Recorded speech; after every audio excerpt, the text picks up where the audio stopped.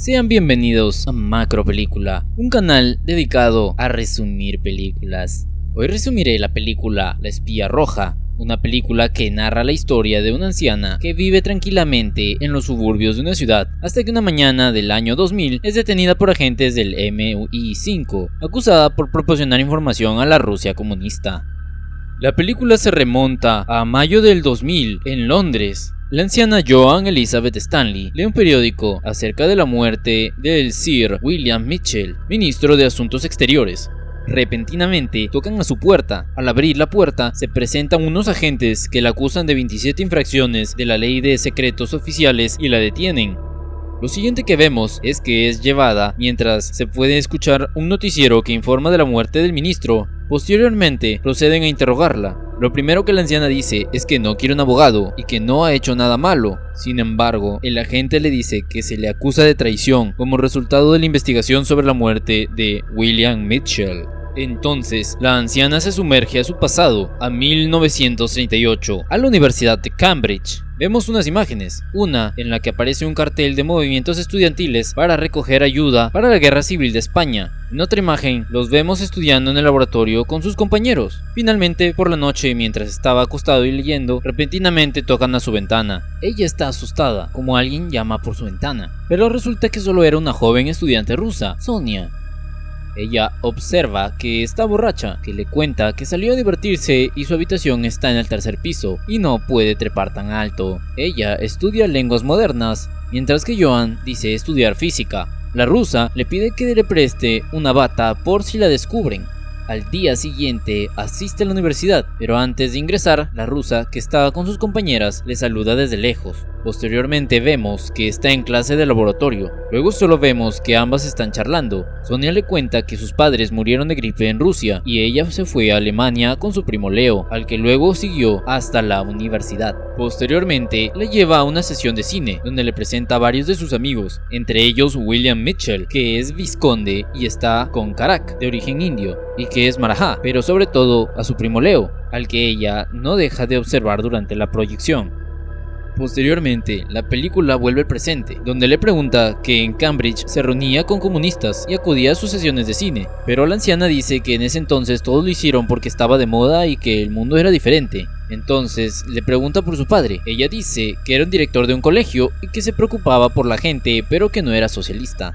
Nuevamente, la película nos vuelve a transportar al pasado, donde se escucha a Leo dar un meeting a favor de la República y contra Hitler, pues lo considera como una mala influencia que arrastra a un futuro oscuro. Luego solo vemos que ambos salen a tener escapadas románticas, mientras ella, de anciana, recuerda con nostalgia aquellos momentos.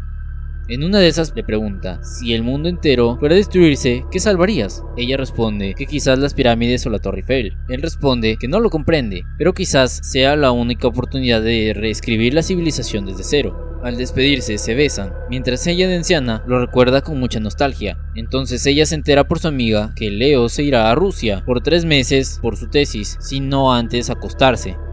De vuelta al presente, de nuevo en su casa, recibe la visita de su hijo Nick, que es abogado y que está preocupado pues le dijeron que el MI5 tiene la teoría de que William Mitchell era comunista y que formaba parte de una red de espías en Cambridge y que creen que ella podría estar involucrada, lo que él cree una tontería, indignándose al ver que le pusieron a su madre un dispositivo de seguimiento en el tobillo, aunque ella reconoce que conoció a Mitchell en Cambridge, donde estudiaron en la misma época. De vuelta al pasado, conversa con su amiga mientras hablan de la guerra y le dice que ya no están del mismo lado. Los días pasan, las semanas pasan y no recibe ninguna carta de Leo, pero un día, sin previo aviso, lo visita. De vuelta al presente, es interrogado con la presencia de su hijo como defensor. Le preguntan por la Internacional Comunista, aunque ella dice que nunca fue miembro del grupo porque no estaba de acuerdo con lo que decían. De vuelta al pasado, Leo es detenido como extranjero enemigo, al estar en ese momento Rusia aliada con Alemania, aunque a él no le extrañó y se lo esperaba, y le dice que cuando termine volverán a estar juntos. Entonces en 1940, Sonia se fue a Suiza y Leo estuvo internado en la isla de Man, y Joan perdió contacto con él, aunque los agentes le dicen que siguió carteando. Joan empezó a trabajar en el proyecto TÜV Alloys en 1941. Sus estudios en ciencias le abren las puertas, pues ella es altamente recomendada. Es recibida por el profesor Max Davis. Este le explica que van a trabajar para los americanos y le dice que lo que hacen es muy especial y que solo reclutan por recomendación personal, pues para eso necesitan a alguien que pueda mecanografiar, pero al mismo tiempo entienda de ciencias. Entonces, de seguir explicándole más, le pide que firme un acuerdo de que guardará el más estricto secreto y que no le contará a nadie de qué se trata el proyecto hasta que se supere el periodo de prueba. Sin muchas objeciones o preguntas, lo firma. Acto seguido, le da algunas pistas de en qué consistirá el proyecto. Posteriormente solo vemos que trabajan en una fórmula. En una de ellas interviene preguntando por qué no usan una centrífuga que puede separar dos isótopos. Les parece una teoría muy interesante. El profesor Max lo elogia y le dice que es justo por esa razón que la eligieron a ella y no a una señorita de bonita cara. Posteriormente le explica que esperan separar dos isótopos hasta conseguir producir una reacción en cadena y conseguir así una superbomba que esperan conseguir antes que los alemanes. Max le entrega una documentación para que la estudie, para que pueda crear un diagrama básico para la presentación ante una delegación de políticos y científicos. Posteriormente vemos que escribe y dibuja fórmulas. Uno de esos días, saliendo del trabajo, le espera a William, que se hace el encontradizo y le pregunta por los demás, pues no sabe nada. Le pregunta en qué está trabajando. Ella responde que en una investigación científica. Él le pide que le hable más de la investigación, aunque ella dice que no puede decir ni a Leo ni a nadie. Posteriormente vemos que Leo vuelve. Entre la conversación que tiene, Leo intenta que le hable de su trabajo, incluso dice que ahora están en el mismo lado, aunque ella le dice que no puede contarle ni lo básico. Él le cuenta que ha dejado el partido, pero que continuará su trabajo para el Comintern en Canadá, donde irá, pero necesita su ayuda, pues cuando comenzó la guerra, Churchill prometió que compartirán todos los avances tecnológicos con sus aliados, pero incumplió su promesa. Y necesitan diseños y estudios para salvar la revolución, por lo que le pide que los comparta, aunque ella se niega rotundamente a hacerlo. Él le dice que esperaba más de ella, pues podría ayudar a cambiar al mundo. Ella dice que no lo hará y no debería pedírselo, pidiéndole que se vaya.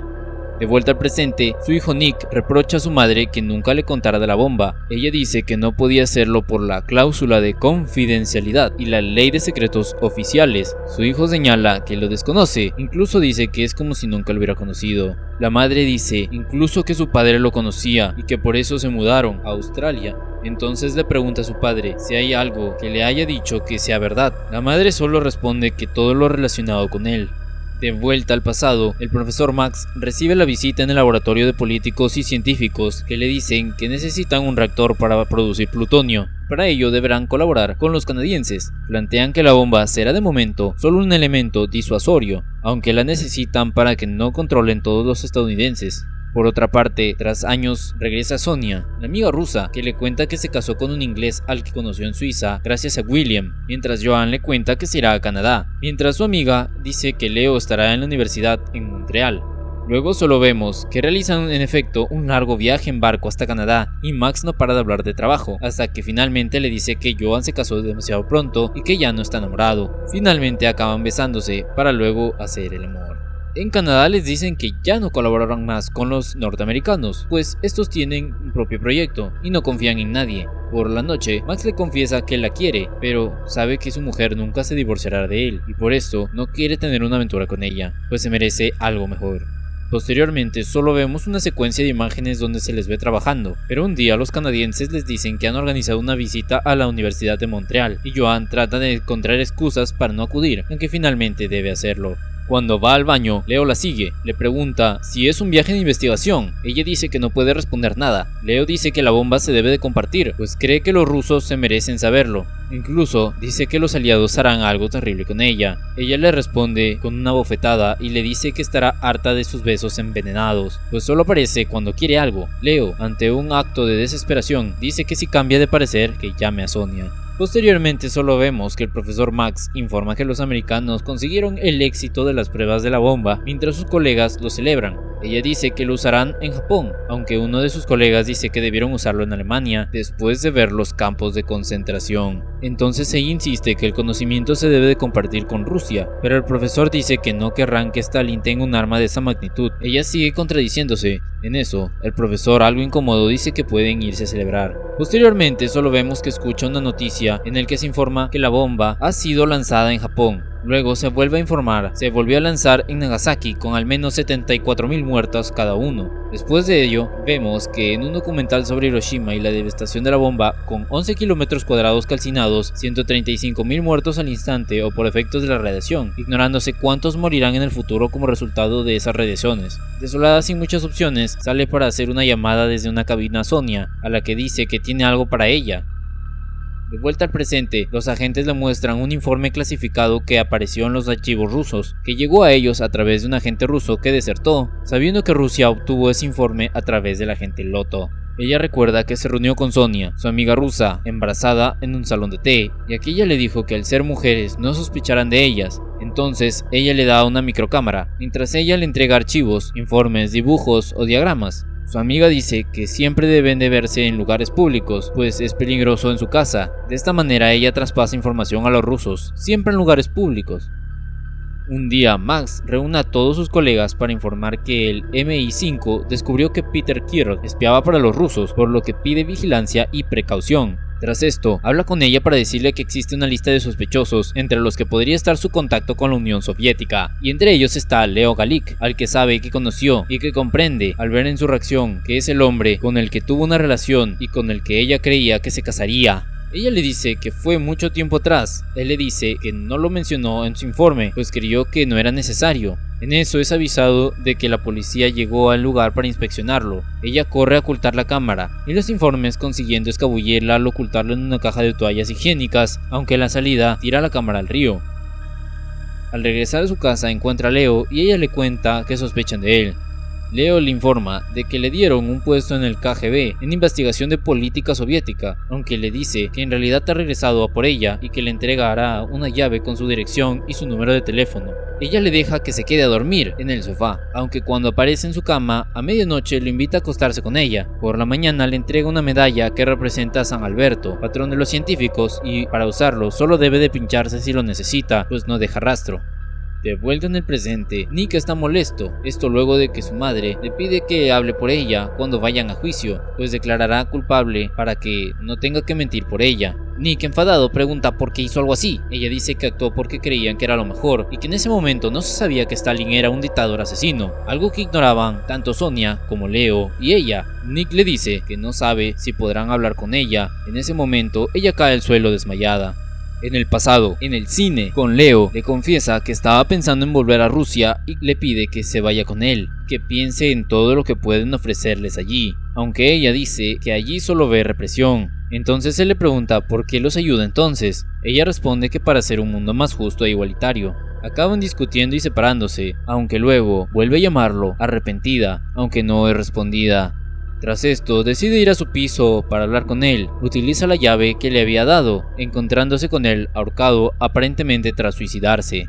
De vuelta en el presente, ella es hospitalizada tras su desmayo, aunque los agentes continúan con su interrogatorio al lado de su cama. Uno de los agentes dice que la policía informó que fue un suicidio, aunque el MI5 cree que estuvo la KGB involucrada.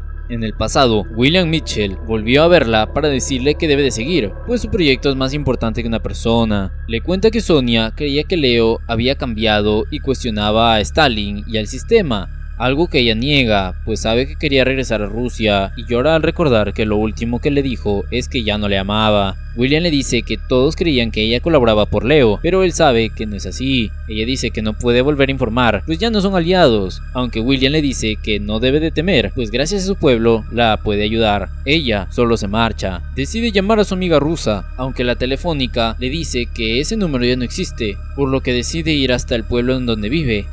Al tocar la puerta no responde, por lo que decide entrar por la puerta trasera, aunque no encuentra a nadie. Al llegar a su habitación, encuentra sus armarios y cajones vacíos. Encuentra una medalla, la de San Cristóbal de Leo, con la aguja de curaré y una caja con fotografías que examina luego en el tren, en algunas de las cuales sale Leo, pero también William, y varias fotos de un niño que parece Leo de pequeño, pero fechada en agosto de 1944. En el trabajo, el profesor Max la invita a ir a un bar, donde le dice que ha pedido el divorcio, pues la sigue queriendo y le pregunta si ella siente lo mismo. Al día siguiente, al llegar al centro de investigaciones, la MI5 cree que las filtraciones salieron de allí, pues pese al retraso que temían los rusos en sus investigaciones, consiguieron hacer con éxito una prueba, mientras el profesor Max dice que el MI5 creerá que ellos pasaron la información. Tras esto, es detenido, pues han recibido un informe que dice que tenía simpatías por los rusos. Mientras ella ve cómo se lo llevan sin hacer nada, algo por el cual es reprochada por su hijo, aunque ella dice que lo permitió porque pensó que estaba a salvo, pues no había nada que pudiera incriminarlo, y explica que su colaboración estaba dirigida a evitar que hubieran más guerras y no por el comunismo, aunque su hijo le dice que la utilizaron. Ella lo niega y le dice que solo había guerras tras guerras. Su hijo le dice que traicionó a su país y que se avergüenza de ella. Ella le asegura que amaba a su país, pero tenía que serlo, y le pide a su hijo que utilice el corazón en vez de la cabeza, aunque él insiste que es una traidora. Ella dice que si lo es, fue por evitar millones de muertes, asegurando que luchaba por los vivos, pues si los bandos tenían la misma arma que podían destruirles, ninguno los haría, y como de hecho sucedió, por lo que su hijo se niega a seguir representándola. Al ella sentirse sola, saca de su cajita la aguja con el curaré para clavársela y acabar con todo. En eso recuerda que acudió a prisión para ver a Max, al que le lleva unos cigarrillos. Le cuenta que le escribió a su mujer, mientras ella le confiesa con lágrimas en los ojos que fue ella que pasó la información a los rusos. Él le pregunta cómo pudo y por qué. Ella responde por lo de Hiroshima y dice que se irá a Australia y de una vez allí confesará todo para exculparle. Pero él dice que la ama y que no hace falta que se vaya a Australia. Ella dice que incluso que saliera libre del juicio, su nombre quedará manchado y no podrá volver a tener la misma vida. Pero el profesor responde que no quiere su antigua vida, sino una nueva vida con ella. Tras esto, acude el Ministerio de Asuntos Exteriores exigiendo ver a William. Él le dice que todo se está derrumbando y además que Karak fue enviado a la embajada de la India en Washington, contándole que siempre dirigió todo a Sonia y no él, como creía Joan. Y fue Sonia quien denunció a Leo. Le muestra una de las fotos que encontró cuando fue a casa de Sonia, la del niño, que William le dice que es Leo, aunque ella le muestra que sabe que no es él, y le cuentan que en realidad es un hijo que tuvo Leo con Sonia, y le cuenta que regresó a Rusia. Entonces ella descubre que todos lo sabían menos ella. Le pide a William que le haga una operación de deserción, pero no a Rusia, sino a Australia, pidiéndole que le consiga 2 pasajes, uno para ella y otro para Max, en un barco que saldría en 3 días, debiendo sacar a Max de la cárcel. William le dice que no puede hacerlo, mientras ella le muestra una foto en el que se besa con Karak, amenazando con enviarlo a su mujer y a otra a la prensa si no le consigue los 2 billetes y las 2 identidades nuevas. Mientras en su presente, su nombre salta a la prensa como espía, mientras lee una carta, en una secuencia de imágenes, el profesor y ella se vuelven a ver, esta vez libres, a mano de William, mientras declara que no fue un espía y que su convicción no fue trabajar en contra de su país, sino lo contrario, solo quería que los rusos solo estuvieran a la par de Occidente, por lo que solo así se podía garantizar la paz. Entonces llega su hijo, que la defiende y que dice que responderá él a sus preguntas como abogado e hijo suyo, y que ella trató de hacer en realidad lo que todos desean y nadie sabe cómo hacer. Mientras eso pasaba, suben al barco que parte a Australia. Finalmente, la película termina diciéndonos que Melita Norwood fue el nombre de la mujer en quien se inspiró la película. Tenía 80 años cuando fue descubierta, aunque debido a su edad, el gobierno británico decidió no procesarla, siendo conocida como la abuelita espía. Murió a los 93 años. Si has llegado hasta aquí, me gustaría que le dieras un me gusta al video, para que el algoritmo siga recomendándonos.